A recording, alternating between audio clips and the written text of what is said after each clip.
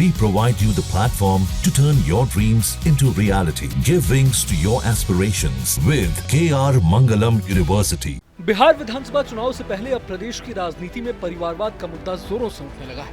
एक तरफ तेजस्वी यादव ने जमाई और दामाद आयोग का जिक्र करके एनडीए को निशाने पर ले रखा है, तो वहीं दूसरी तरफ उनके अपने ही पिता लालू यादव को 13वीं बार आरजेडी का राष्ट्रीय अध्यक्ष। खास बात यह है कि लालू ने अकेले ही अध्यक्ष पद के लिए चुनाव लड़ा और फिर से चुन भी लिए गए रखा गया है। अब ऐसे में लालू प्रसाद यादव को पार्टी का राष्ट्रीय अध्यक्ष बनाने के बाद खुद फजीहत झेल रहे तेजस्वी यादव, आज लालू प्रसाद यादव को 13वीं बार पार्टी का राष्ट्रीय अध्यक्ष घोषित कर दिया गया है।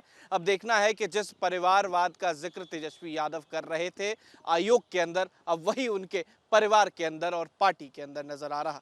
अब इस मसले पर बीजेपी ने आरजेडी को बुरी तरह निशाने पर ले लिया है। पूर्व केंद्रीय मंत्री रामकृपाल यादव ने कहा है कि ये बात सही है कि लालू प्रसाद यादव की पार्टी में परिवारवाद है। जब से पार्टी का गठन हुआ है तब से केवल राष्ट्रीय अध्यक्ष लालू यादव ही रहे हैं। उनको किसी पे भरोसा नहीं है, वो खुद परिवारवाद को बढ़ावा। ये परिवारवाद पर बोलने का हक नहीं है राष्ट्रीय जनता दल को। शर्मसार हो जाएगा, शर्म भी अब शर्म से डूब जाएगा। क्या बात करता है? आपने ठीक ही सवाल उठाया कि इनके अलावा कोई भी काबिल राष्ट्रीय जनता दल में राष्ट्रीय अध्यक्ष के रूप में नहीं है। न कोई गरीब है, न पिछड़ा है, न दलित है, न कुछ है। जब तक है तब तक यही है मामला। इसलिए हंस रहा है लोग ये प्रतिक्रिया दे करके नेता प्रतिपक्ष का। राजनीति में एक बार किरकिरी हो चुकी है तेजप्रताप यादव की, अब वो प्लेन उड़ाने की बात कर रहे हैं, उनको लाइसेंस दिया जा रहा है। क्या लगता है कि मतलब राजनीति के बाद प्लेन उड़ाने में सफल हो पाएंगे? पता नहीं कौन क्या उड़ाएगा, नहीं मुझे नहीं। लालू प्रसाद यादव पर परिवारवाद का आरोप लगा तो पार्टी ने सफाई देते हुए कहा कि नेशनल दामाद आयोग हमारी पार्टी ने नहीं बनाया।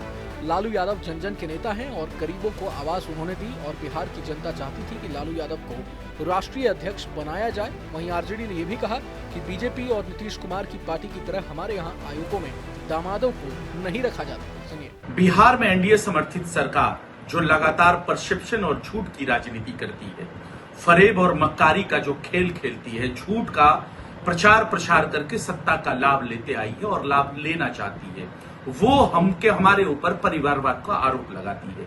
जबकि एनडीए समर्थित सरकार जो भारतीय जनता पार्टी की सरकार और जनता दल यूनाइटेड की बिहार प्रदेश में सरकार है, अगर देखा जाए तो उनसे बड़ा परिवार किसी का नहीं है। और उसके चलते आप पूरे बिहार प्रदेश ने देखा और पूरे देश की जनता ने देखा कि नेशनल दामाद आयोग का गठन करवाया और हमारे ऊपर सवाल करते हैं कि क्यों लगातार जो है आदरणीय लालू प्रसाद यादव जो है राष्ट्रीय अध्यक्ष बने। आदरणीय लालू प्रसाद यादव जी गरीब, वंचित, शोषित और एक सामाजिक विचारधारा से ओतप्रोत व्यक्ति हैं।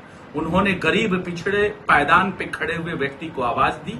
उनको सामाजिक विचारधारा इतनी मजबूत दी कि उनको बोलने का अधिकार दिया, बैठने का अधिकार दिया। इसलिए हम कहते हैं कि आदरणीय नीतीश कुमार जी, एनडीए समर्थित सरकार उनके लेवल की नहीं हो पाती, उनके बराबर की नहीं हो पाती है, तो वो हमारे ऊपर परिवारवाद का आरोप लगाती है, जबकि परिवारवाद उनका सबसे बड़ा है। इस प्रदेश के और इस देश के सामाजिक ताना बाना, सामाजिक विचारों के पूर्वधा है आदरणीय लालू प्रसाद यादव जी। अब पहले जहां तेजस्वी यादव एनडीए पर दामाद आयोग और परिवारवाद को लेकर हमला बोल रहे थे, वहीं अब तेजस्वी यादव ने पिता के नामांकन के बाद बयान देते हुए कहा कि हमें खुशी है कि जनता के मसीहा लालू यादव ने अपना धर्म पूरा कर लिया है और अब वे राष्ट्रीय अध्यक्ष बनने के लिए नामांकन कर चुके हैं और अब वो 13वीं बार राष्ट्रीय अध्यक्ष बनेंगे।